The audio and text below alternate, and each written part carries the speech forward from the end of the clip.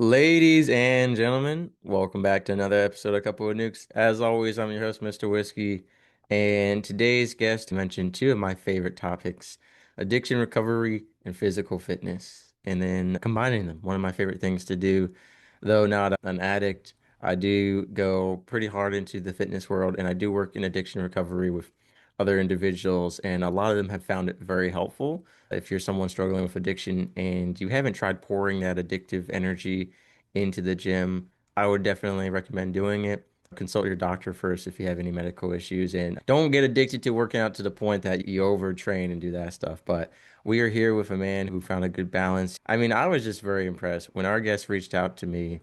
He said, "Cool, I competed in three Ironman triathlons and 17 marathons. That is impressive." I know a lot of people who do that stuff, they just once they do one and that bug bites them, they do another and another. And that sounds like a lot to me, though. 17 sounds like a lot to me. Maybe in the world of marathons, those people do 100 and that's not a lot, but we're going to find out. Dr. Larry Smith, so great to have you here. And could you please tell us a little bit about yourself? Well, thanks for having me, Mr. Whiskey. Well, start with where I am today. I'm 67 years old. I'm a retired chiropractor. Practiced for 36 years in Parksville on Vancouver Island. I was born and raised in Winnipeg, Manitoba. And for the addiction part of the equation, I started drinking when I was 11 and I quit when I was 41. Played sports through those years, so it's always been part of my life. But you're asking about marathons, and I guess the best way I could describe while I was out there, I was doing them, but it's like having 10-pound weights to your feet. You do it, but the body's never quite right because you're so messed up on whatever it is you're ingesting in your body. So after I got into recovery, and I think you brought up the point too about doing it too much, I just got out of treatment and I was told if I put half as much energy into my running and triathlon into recovery, then I would be doing very, very well. However, my peers basically were saying, no, you do too much of this. You got to stop this. So Larry, thinking very wisely, I just found a counselor who happened to be a marathoner. So I got advice from him. Oh, you just really ticked off those guys too. But he was right though. I want to do a marathon. So you can't do it this year. Well, wait till next year. And I did that, and he balanced recovery along with the physical fitness, and it worked really, really well. And then it just kind of went from there. I started doing things that I never thought I could because my body was so depleted from the bad stuff I had been putting into my body. So that's just a brief history of where I started. And right now, I'm not doing any marathons. The body's kind of past that point, but I'm still very active. Be starting master swimming in September and also be playing hockey. And I do a little bit of running and walking as well, a little bit of yoga. And this morning I was chasing the dog around the yard because we had a discussion on whose ball it was. She insists that it's her ball, and I keep on saying it's mine, but apparently, since I can't get it from her, that it is hers. Yeah, I mean, I'm tired just listening to you saying I'm too tired. I'm too tired and old to run marathons, but I'm gonna do all this swimming and hockey and all this other stuff. Like, I don't know. Next time I'm actually competing in a 5K in 2 weeks from now. It'll be my first one in Awesome. about 4 or 5 years. And the last time I ran, I PR'd. I broke my personal record by almost 2 minutes. Good for So I have you. a high bar to set. What happened was I had overtrained and I almost got a microfracture, had shin splints, and believe it or not, and I will say this for some people to try, if you're feeling frustrated with your PRs, you're like, I can't cut even a few seconds off my run time. Maybe take a step back. I took a step back for a few months, went into it fresh, started training even better than before, and I was able to cut those 2 minutes off, which is a significant difference, a huge difference. And yeah, I was just overtraining. And like you said, a lot of people have the physicalness, but not the mindset. And then on the other hand, some people have the mindset and then their body is busted up from alcohol or from overtraining. So take a step back and then reassess. And I know it's frustrating. I love running. I want to run every day. Right now, I'm trying to bulk up, gain 30 pounds. And I had to cut, I was running for 2 hours straight every other day. And I met with a professional, basically said, look, Mr. Whiskey, you're on this bulk diet. You're eating 5 meals a day. You got these protein shakes. You're doing the heavy lifting, but you run so much. You're just basically killing all of your gains. and it was really hard. I still run a lot, don't tell them, but I still sneak out for runs, but now it's only once a week instead of every other day. It's for an hour. It's a weighted run at a slower pace. Like sometimes to grow, you got to take a step back from some of the stuff that you love and reassess how you're doing it. And I just That's say, yeah, very very good advice. Like you say, take a step back and too. I had to do that myself too. You start to get injured, take a day off or do something different instead of running. Do some yoga, do some swimming, something non-weight bearing. There's all sorts yeah, of strategies you can do, but you sound like a runner. Like yeah, runners never do it. Half yeah. measures availed us nothing, man. We do it, and we have to do it, and that's why here, my even with my body breaking down a bit, I'm still out there, and I love it. It's just that it's Yeah. not where it used to be. So I totally hear you. Well, the hockey, you still get that like that thrill of feeling like you're running. See, what I do is when I'm not running, I'm on the elliptical or I'm going on top speed on the Stairmaster. Like I just gotta move. Like lifting to me is too static. When you're just lifting weights, now there are some that are more dynamic, right? And there's high intensity training programs, but I just need to do some kind of form of cardio too. And people are like, well, as long as you get your heart rate up, and you can get your heart rate up lifting. It's not about that. For me, it's actually physically moving my body. It's not about the heart. If I want to get my heart rate up, I could just watch a horror movie or something. I Yeah, mean, at home, I mean, I need to move my body, especially because, and I feel like my generation more than most, and the younger generations as well, we're very sedentary. We sit all the time. I mean, I'm at a desk all day. So I like to, when I'm free, I try to make up for that. Try to move as much as I can. So, yeah, I say all that to say when I'm doing this 5K and a runner laps me, I'm going to question to myself now: is that an alcoholic? Is a functioning alcoholic passing me right now? I better get step up my game. But you know, let's go back to actually, I did have a question. Could you say yeah. where you were born again? Winnipeg, Manitoba, Canada. Okay, Canada. I did not understand what you said, and I was like trying to figure out what state that was. Canada. Okay, thank you. I thought that was some place in America. I was like, man, did they add a new state when I wasn't paying attention? So, Yeah, I was from Winnipeg, but on my sports teams, I still cheer for them there. But I'm also a Minnesota Vikings fan because our coach ended up going down there back in the 60s and coaching the Vikings to four Super Bowls. Well, they didn't win any, but you know, he was probably okay. the greatest coach ever, Bud Grant.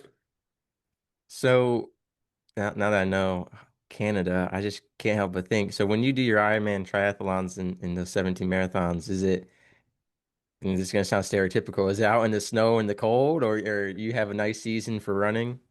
Depends where you are. Vancouver Island, we don't get too much snow here. It's a couple weeks of snow a year. Winnipeg, yeah, you're going to be running in snow. No, thank you. Yeah, Ironman triathlon we did in Penticton, and it's in the heat of the summer, and it can be very brutal. But I did get to Honolulu to do the marathon there was in 2000, and that was the most awesome experience because we started at 5 in the morning because it's so hot. Yeah, And I met a buddy of mine down there that I went through treatment together too, and just talking to him, I said something's wrong here. They're singing Christmas carols, and I'm seeing palm trees. I says this just doesn't add up. But yeah, it was the most neat experience too, and it was done at 9 in the morning. I'm going, what? We're done. I've got the whole day. I had to get yeah. up at 3 in the morning because it's so hot there. So I guess I've done it in most weather. You can, as long as you are dressed for it one way or the other, and make sure you bring your nutrition, your water, and whatever it is you're going to be fueling yourself with. Because if you don't, Yeah. you run into trouble. And when you bonk, it's not pretty. Yeah, I have to reference the same joke I made to you before we started recording here. Just like the postman, sunshine, rain, or snow, runners will just go. And multiple times this week, I was out in a rainstorm running with the weighted vest on and everything, and just out there like, I don't know, I don't mind running in the rain Yeah. or Did the you think sun, nothing but of it? not the Yeah. snow. I won't do the snow. I rather do extreme heat than snow, which I know some people are like, I'd rather be cold, but I'll tell you that 5K I did where I PR'd a couple of years ago. It was right before Thanksgiving. It was one of those turkey trot 5Ks here Yep. in the States, and it was in Charleston. And it was so cold, I could barely move my arms. I had to cross my arms just to warm up. So my run time was slowed down by my whole upper body was just like frozen stiff. It was, and I mean, people will say I'm just a baby. It was like in the 30s Fahrenheit, but that maybe 20s, but I just don't do the cold weather. Like I can do extreme heat. I hate the cold. And the idea of my run is being slowed down because I'm so cold. Like I think if it was a nice hot day, I could have maybe ran 16, 17 minutes. That could have been a great day. But when you were in Hawaii there, were you on the beach running on sand? No, no, this Okay. was where did we started? Downtown Waikiki, up Diamond Head. Yeah. It's a You different went, experience when oh you man, I compete just on the loved it. I sand. loved it.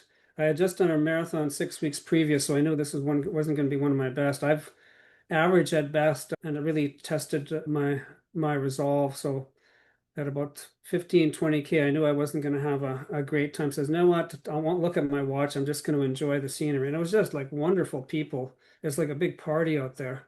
There's like Yeah. 30,000 people. So I'm glad I did it because it was just a marathon like no one else or no place else. When you did your marathons, typically how long was your recovery period as far as like you were sore for a couple of days? Was it a couple of weeks? Like how bad is it? First time I did it, we were 92, undertrained, had no idea what we're doing. There was nothing going on. We thought we could do it, and Just show up. we just, oh my gosh, that was the most awful experience going in. And my two of my friends, lifetime running fans, they were about ready to quit after that.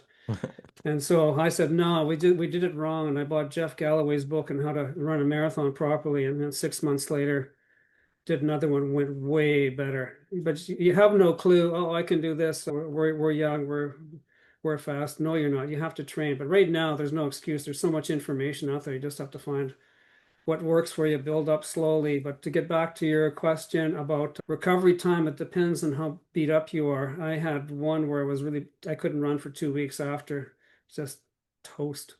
Yeah. But usually, if it's a good marathon, I'm feeling good. I'm out there, give a couple of days off. Maybe the third day after, go out for a light run, and then if that's going well, then another day after that, I'll see what I can do. But yeah, we don't do speed work for a while after that. Yeah, for sure. And I I think would everyone, it would frighten me to run with you. You're doing the 5K stuff, that would just kill me because it's really big intensity. you It's know, it's good for you. it's funny you say that because in my mind, it's all about scaling and perspective. So to me, I look at people who run a mile and I'm like, "Pff, that's too short. That's too fast. I need a and then 2 miles is weird. It's like you can't go too fast and you can't go too slow. It's like a weird pacing. 5K I have found is a pretty good pace. I've been going more toward the marathon side because I was running for 2 hours straight every other day, and during that 2 hours I would cover quite a while. I didn't have any set distance. It was just run for 2 hours straight, nonstop. Right on. Sometimes it was 8, 10 miles, sometimes, more or less. It depends on the day. But it was just about building up that endurance. And definitely I know at some point in my life I'll compete in a half marathon and in a marathon. The triathlon is a whole different beast, which we'll get into later on in this episode, because then you got the biking and the swimming. Most people are like, "Oh, the run is the worst part." I'm like, "That's the best part for me. The swim is going to be the roughest part." Everyone's different, but I want to go back to when your addiction started and kind of what factors played into you becoming an addict. So we're talking 11 years old, and Wow. it's I wrote about it in my book, and there's chapters and chapters on it. I had a 6 months before I was sexually assaulted by a priest, and coincidentally, 6 months later, I got drunk for the first time. So there might be a connection there. But a lot of things happened when I was 11. I scored my first touchdown in football, first goal in hockey, got my first chiropractic adjustment. Like I said, the sexual assault, and then one night, my parents had guests over and they left a bottle of white rum unprotected in the kitchen. And I'm going, I wonder what it would be like to get drunk. I said, I was just always fascinated by it. And of course, I'm checking to see if anybody's around. And it says, okay, so how are we going to do this? Look around, take the cap off, guzzle, guzzle, guzzle, guzzle, guzzle. Man. Was the worst, absolute worst tasting stuff going into my stomach. And so immediately I had to take some Coke to down it with. But then I could feel this wonderful feeling coming over my whole body and my brain and saying, oh my God, this is the best feeling ever. I was so high from 0 to 100,000 feet in seconds. And I said, this is the best feeling in the world. And it seems for the next 30 years, I was chasing after that. It was just so wonderful. I could do anything. I was 10 foot tall. I was bulletproof. I was going to be a professional. I knew everything. My parents didn't know anything. You know how that goes. And went down, had to tell my friends how wonderful I felt. But of course, the inevitable happened. And all of a sudden, I'm staggering. I'm falling. Well, this is still cool. But then I started to get scared. I started to get sick, and I had the the worst experience after that because I think I blacked out, came home, threw up on the guests' shoes, went down to bed, and I could hear all this yelling, my parents yelling at me, my my sisters trying to protect me. And in my brain, I'm going, this is going from the best day of my life to the worst day of my life. And I call it the alcoholic national anthem because I was hurting so much and I basically didn't want I wanted to die because it just felt so bad. I said, if I recover from this, I'm never going to drink again. And how many times I said that? And Right. that went on, but it was 2 or 3 weeks later, I'm already negotiating. Well, if I could get the good feeling without the bad feeling, maybe if just have a couple, but it was never a couple. Just one, and I know people can do it. I'm not one of them who can. I hear all about moderate drinking, and I guess some people can do it. I'm not one of them. Or if it's not alcohol, the pills that made me feel the same as alcohol, because I like the opioids and I like also the benzos, Valium type drugs, because then I didn't have to feel. Didn't like how I felt. So if I took these things, all the bad feelings, anxiety would go away. So I wasn't the party drugs, I guess, where people are getting up. I never did those in my life. So that's kind of where I started. 11 years old, weekend alcoholic, and basically you're hiding it from the parents. You can do it most of the time. Get caught once in a while, and they don't be stupid, but they don't really know it's a problem until it's already a big problem. So there's where I Wow. started. That to me, it's shocking and it's not because of how many episodes I've had of the show where people have shared similar stories to the degree of the age. As a kid, so I'm a little different. I grew up with an alcoholic father who, despite being an alcoholic, always preached that he did not want us to be the same way, that he wanted better for us and to never drink alcohol. And he villainized it a lot, as he should. And it wasn't until later on in my young 20s that I had a long talk with a man who was going to be a monk and started in the military with me. And eventually he and I decided that I would try alcohol for the sake that he said, Mr. Whiskey, it's not your choice not to drink. You live in fear. He said, if you choose to drink once and then never drink again, then you have chosen. But right now you just live in fear of becoming your father, of all this stuff you have in your head about alcoholism, Wow. and it will control you. So you need to drink it and then choose not to drink it. And I told him jokingly, I said, all right, well, I'm making a letter that holds you accountable. If I become an alcoholic and ruin everyone's life, it's pinned on you. I've got your name signed right here. This was your Um, idea.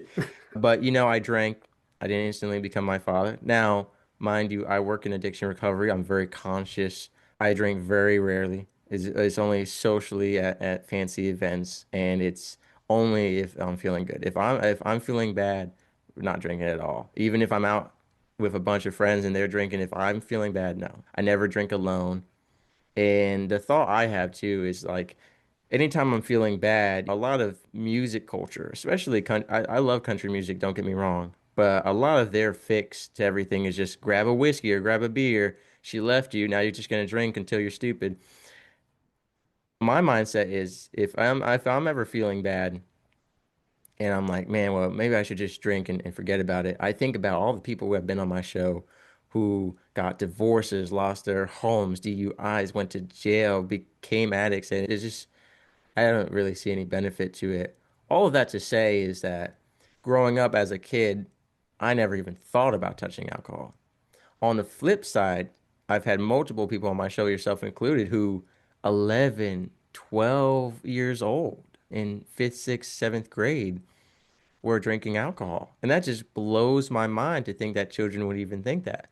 But I don't blame them to the degree that you see adults, your parents, and on the television, you see people drinking and they're having a good time. I don't think children Absolutely. grasp the negative effects, right? I Mm. mean, maybe children see the DUI commercials, but a lot of children aren't consuming content saying, this is what AA is, this is what life is like when it gets out of control. But it just blows my mind because I see small children out and about and I think, man, they're at the same age as some of the guests on my show who started drinking at that age. And I look at them and I just can't imagine them sneaking. A lot of times it's from the parents. They sneak. Like I had a guy on the show, he was mixing all his sodas with Jack Daniel's whiskey or something, It was another at one of like my 12 favorites. years Yeah. old. Yeah. So it I just know blows my mind. And it's incredible. when you see like children out and about, do you ever think like, man, that's when I started drinking? Like, does it boggle your mind? Well, yeah, it does. It's the whole thing. And then when I'm seeing people out there and I'm trying to be tolerant, so that was me. That was me. Nice guy, nice gal. But as soon as you get a few drinks in them, total personality transformation. That's not the same person. And I remember too is that somebody's talked about me. I guess I was in my 20s, and he said, "Well, I know Larry, but he spends half his life drunk and the other half hungover. What's he really like?" Yeah, it's So like no one got to know the real you, which yeah, and that's the thing. yeah, everyone, I know everyone's different in terms of how much they change when they drink. Would you say you were like a completely different person, or you weren't even aware of it if you were? Yeah, absolutely different. Is just the I couldn't do anything. I needed the confidence. I still struggle to this day. Social settings. Once I'm introduced, I'm in the setting, I feel very comfortable. I'm kind of like my mom was, very quiet. Mm, I'm not unconfident, but I'm not outgoing. My dad was more like that. He could work the crowd. So that was didn't feel good about myself. A couple drinks will fix that. The only problem was it wasn't a couple drinks.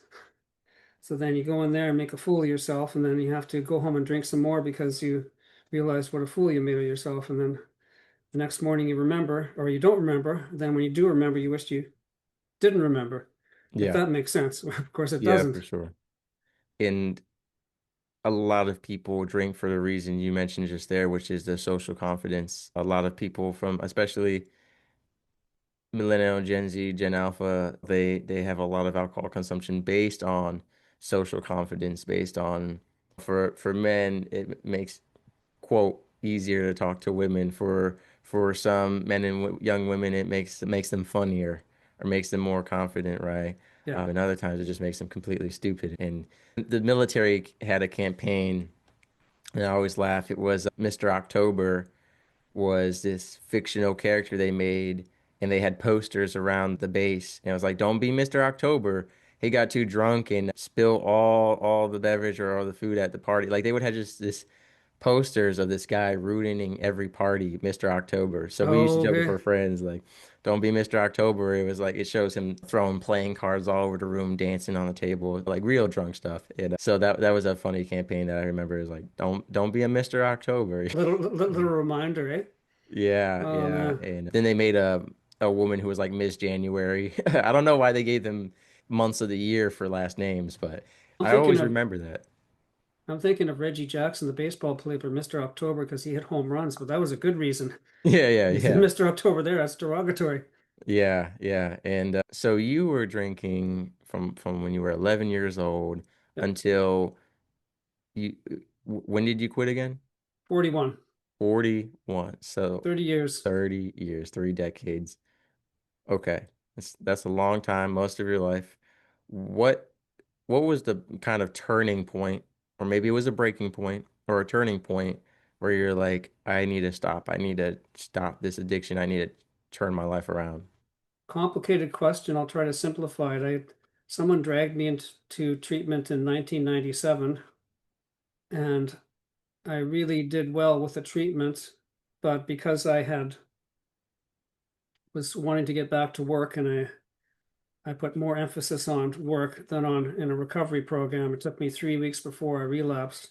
So I was out in relapse world for the next 2 years, and it wasn't pretty. I hung on. I knew I had to quit, but it was just this helpless feeling. If I drink, I'm going to, I'm afraid to drink, but I'm afraid not to drink. Yeah. And then at the end, it's just I had to take pills to help me to combat the drinking. So it wasn't until I went into treatment the second time, again dragged in by somebody. I mean, thank God they took me again. They knew me, and basically this is in the treatment center. I just wanted to die. I would never take my own life, but I was just praying, let me go. I can't take this. I feel so bad. And it just the withdrawal was absolutely, I've been through it several times before, more than several times, and it was the absolute worst feeling in the world. I was ready to give up and lying in bed, puking my guts out, and they sent in this young kid to come and talk to me. And that was the turning point right there. It wasn't what he said, it was the presence. And he looked at me and said, "Brother, you're going to be okay." And I'm going, "You got to be kidding." He was about like 20 years old. But you know what? I believed him. I hung on to what he said. It's going to be hard. Just get through today. Tomorrow will be a little better. You got to trust me. And I hung on to that. And it wasn't easy after that point, but it gave me that little thread to hang on to versus going down. Okay, I think I can make it through the hour, make it through the day. And the next day, the counselors came in. Okay, you feel a little better. Okay, we need you to connect with other people here. This is the problem. Once you start feeling better, you're gonna go around. You're gonna ask people. They gave me all these feelings. Have you felt sad? Have you felt shame? Have you felt anger? You say what how you feel with certain incidents, and they're going to share. And I found that was one of the most connecting exercises because I'm going up to this guy, 6'6", 250s, scared me. And we shared something intimate there, and I thought, man, this is pretty cool. And then had going up to a woman and saying, "Oh, here's what I feel shame about. What have you felt shame about?" And so it was like a heart-to-heart connection. And that really, that part there is okay. So if I start connecting with other people, it's going to feel a little better. The only problem though is we go down the rabbit hole because there's so much stuff that I've been stuffing, and it's all of Yeah. us. We're all the same. This they call it terminal uniqueness. So my situation is different. No, it's not. We're all the same. We have the same fear. We get angry. We get sad. We have happiness. But once I found that in the group, honest sharing, heart to heart, and that's what I do to this day. I still go. I've got a weekly support group meeting that I go to, and I just love going to because I love the people. I'm able to share heart to heart, and I'm not worried about drinking or drugging at this stage. Just a matter of I need to connect, and I've got a loving partner and a family. It's because I can share. So for me, the turning point was, yeah, in the treatment center with the young man who basically wasn't what he said. It was a vibration from him. It says, "You're going to be okay, brother." And I don't know how they decided to send in somebody like that, but I'm so happy that they did. You mentioned something that I want to give acknowledgement to here. As I have said, I've had a lot of episodes on the show, and what I've come to realize, and I don't think there's any statistics for it, but I think they would back me up if there were. I would say 50 to 75% of all recovered addicts didn't seek treatment for themselves, but were kind of dragged in by someone who cared about them. And it really, I mean, I couldn't imagine if it weren't for all these people, the recovered addict population would just like cut in half or more because so many had people who cared about them enough to stick through them through all the BS, through all the hardships, and take them to a rehab or AA or whatever it was. Now, trust me, I've had some guests on the show who were like, "Hey, I saw my life was in shambles and I did everything myself. I recovered by myself." And that's great. Yep. But a lot of them, most of them, I would say, it was actually intervention by other people that saved their lives. And it's just, it gives me hope of selfless people, of people who care. Because the episode I recorded this morning was the opposite message. It was like people are so selfish, people are just so consumed by themselves. Policymakers, lawmakers, social media people were talking about how self-absorbed they are. But here, what I'm seeing is a great amount of people who care about someone more than themselves, more than saying, hey, because I've had it with my father who's an addict. He has said terrible things to me. He has been violent and aggressive and said terrible things about people I care about. He has put us in dangerous situations. And you were, I mean, an addict for 30 years. The longer you're an addict, the worse it gets and the worse your behavior gets. So, to all these people who put up through all that, and I'll say put up because there's a lot. There's a lot that happens don't get me wrong, I have a lot of empathy for the addicts, having worked with so many of them. But going through all that hardship together, I really just want to acknowledge all those people right now because I mean, it Absolutely. saves lives. It saved a lot of lives. So, I mean, the acknowledgement to the person who brought you in. And it was the same person both times. No, it Okay. was a woman the first time and a man the second time. Which goes to show even more that there's so many people who care and that's just beautiful to me. And so I know going back to the very beginning, you mentioned, well, actually, you mentioned a book, and I'll say here, Johnny and Me, Facing the Voice of Alcohol Within. Everyone's gonna ask, who's Johnny? Because you're Ah, Larry. Johnny is Johnny X Whiskey. I invented a name so I stay out of trouble. And it's a voice that basically I had from a young age. And I realize it's a construct of my mind, but it literally talked to me and it told me, all you need to do is take one or two, you'll feel better. If you feel good, you don't have to drink anymore. But that was the big lie. The big lie was you only have to take a few. And then after that, couldn't stop. Even after being going on a bender 2 or 3 days in a row, throwing up, can't get out of bed. As soon as you have feeling good, the voice of Johnny would come. You need to just take the one and then you're going to be okay. So that voice kept on going there. And then when I would quit drinking, it would attack me even longer. Like sometimes I quit for 2 or 3 months and the voice was saying, Larry, you're boring. You're not the life of the party anymore. You need to go out and have some fun. All you do is you study and you do sports. And the ironic thing was I was starting to do a lot better. I mean, I always got through and I always did well, but it was just like the weight of the world was on my back because of I wanted to drink, but I was afraid to drink. It was just, and so this conversation was going back and forth between Larry and Johnny, and it literally drove me crazy. And it took a lot of help to finally defeat that voice within. I couldn't do it on my own. It's like I say, I have no trouble. People can do it on their own. My hat's off to them.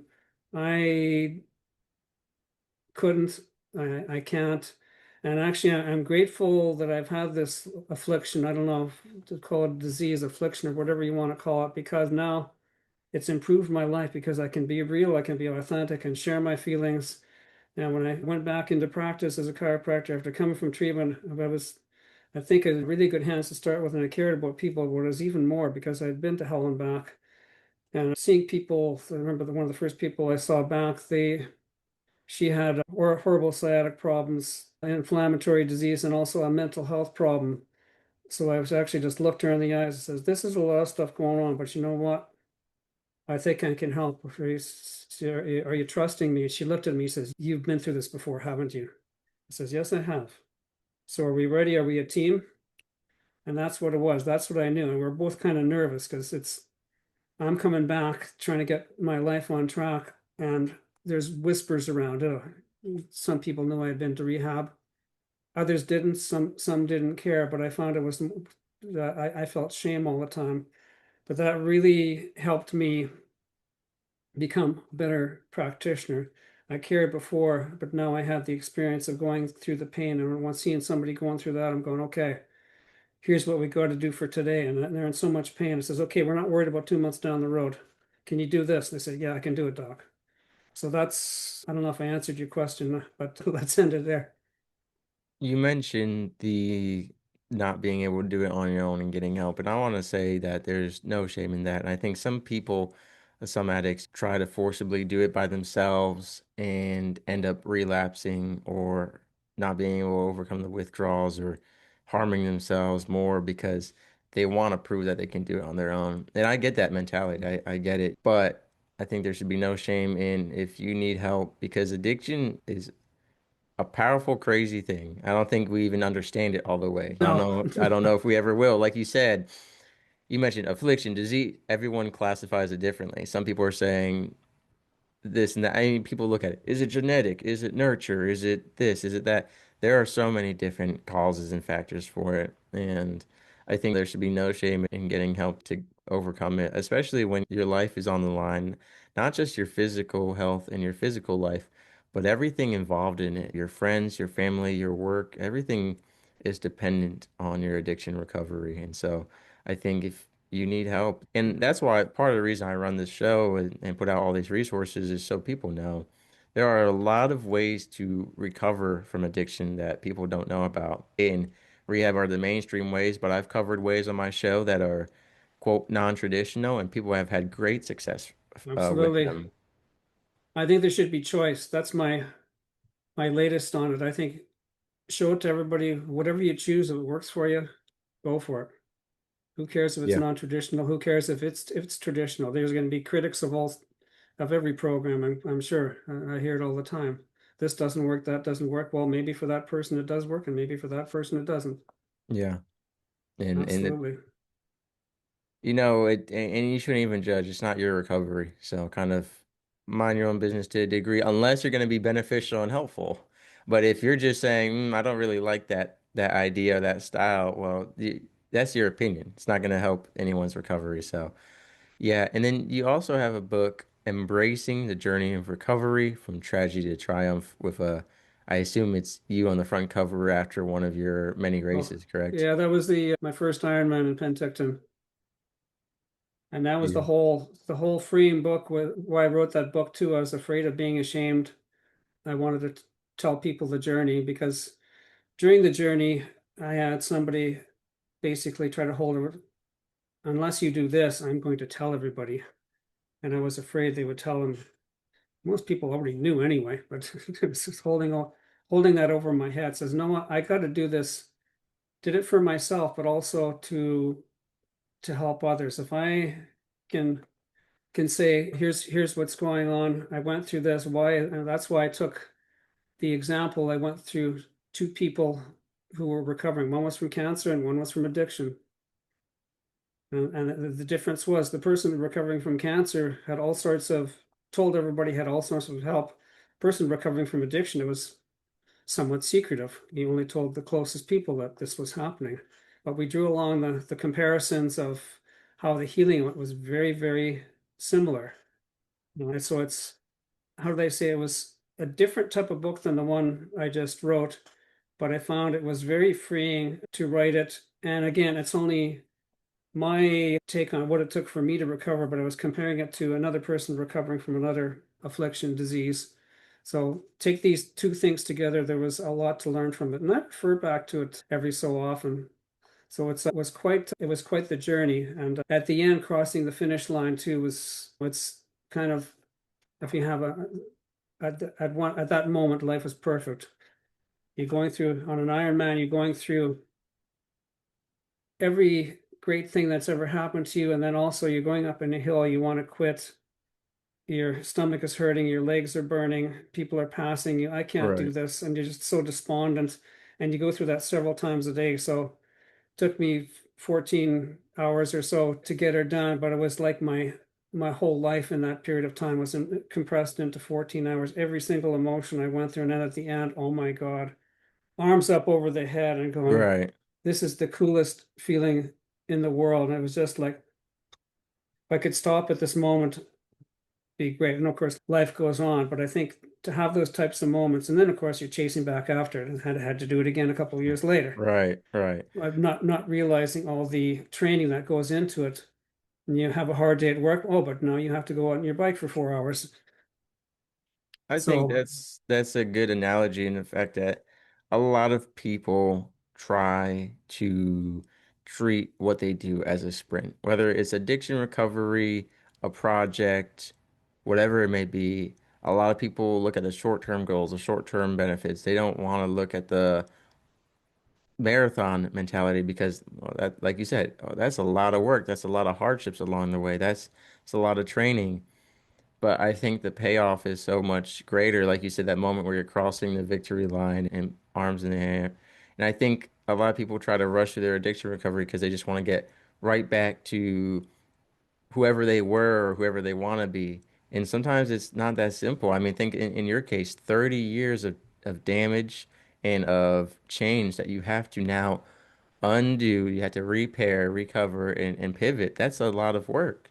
For some people, maybe it's only a year, but it could have been a year where everything got ruined in their life. So I think we need to all, in terms of marathon versus sprinting, slow down a bit and actually pace ourselves to Absolutely. finish. Because if you try to sprint the marathon and then you end up walking or failing out, well, now you're gonna be finishing way after than if you had paced yourself. So I think that ties back into even in the very beginning of the episode when I said take a step back and analyze your training and take a breather and come back stronger. On a lower level of that, just pacing yourself properly pacing yourself. I mean, that's probably the number one thing any marathon runner will tell you is pace yourself properly. And you've heard of the concept of negative splits? Yes, as you slowly, even if you're at a slower pace, every time you pass someone, they get a little bit slower and you get a little bit faster. Yeah. And in fact, I'll since we're here, pivot into running.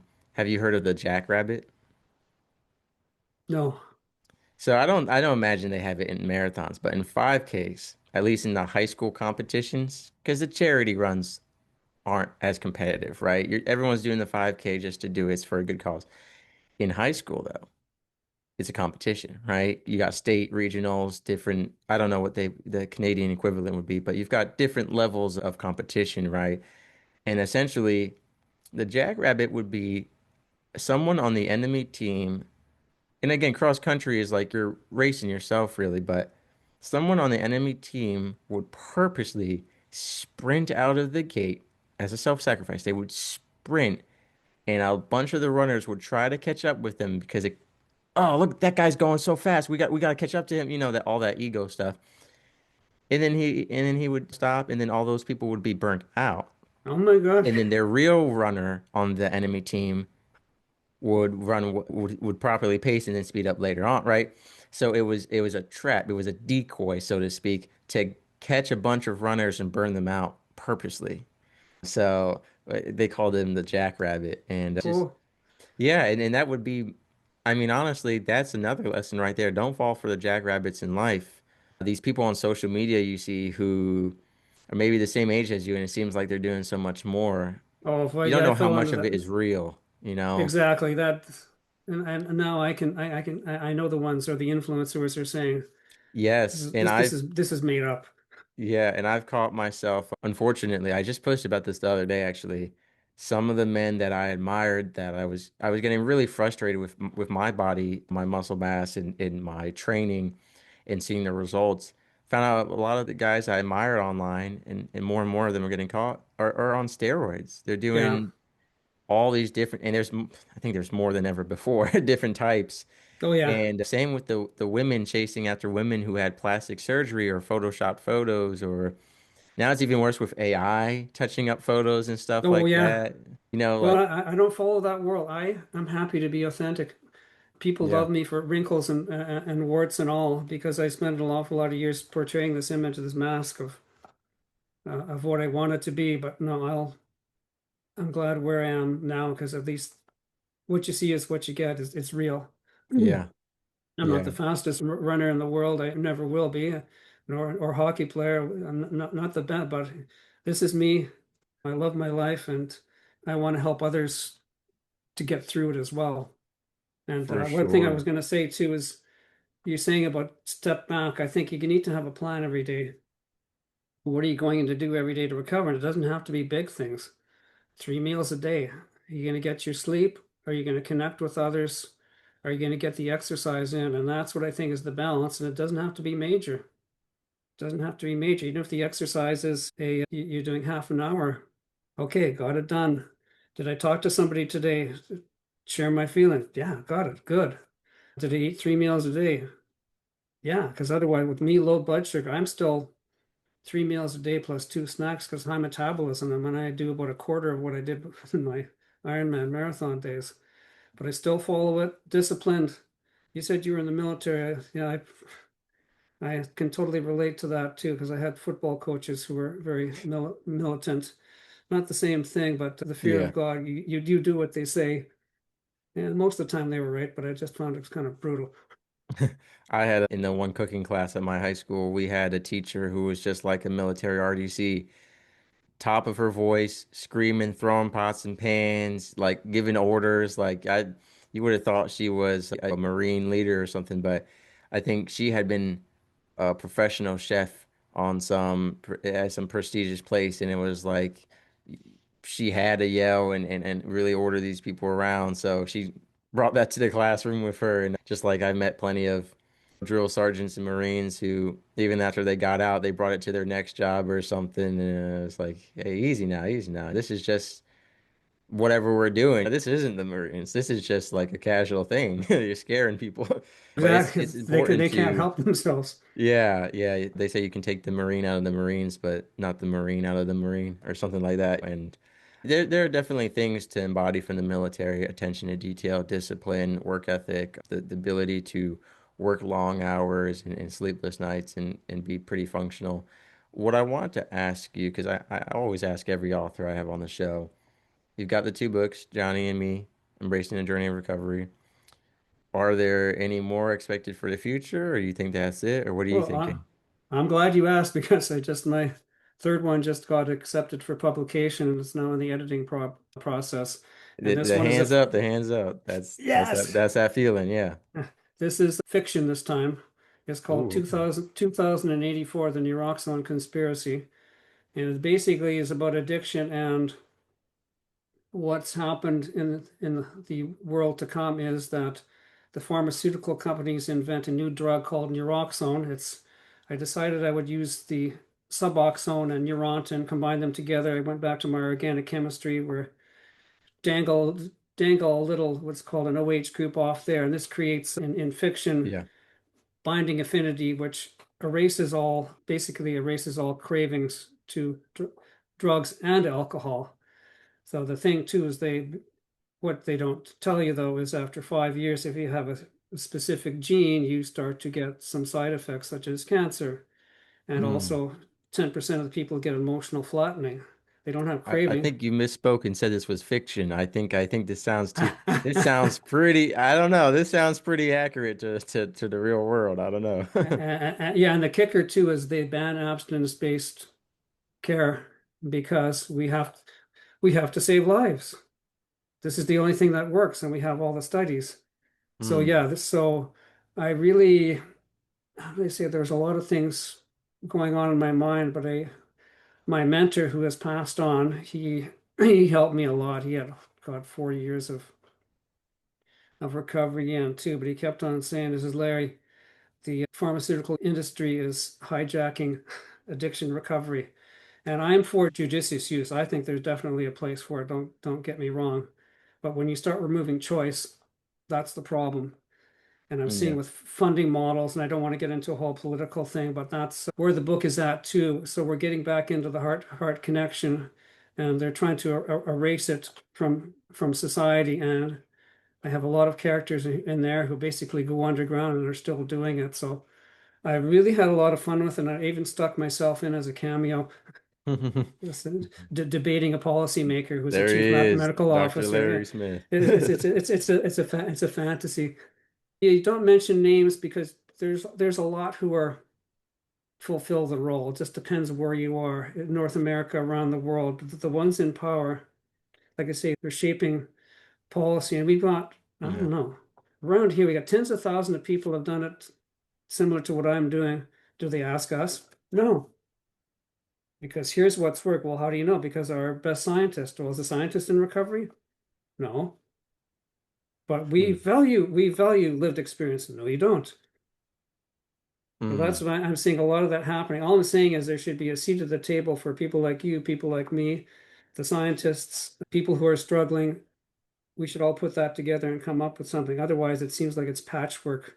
So I that's where hear I what you're kind of saying. explore. But you can tell I've got a little energy behind my voice there.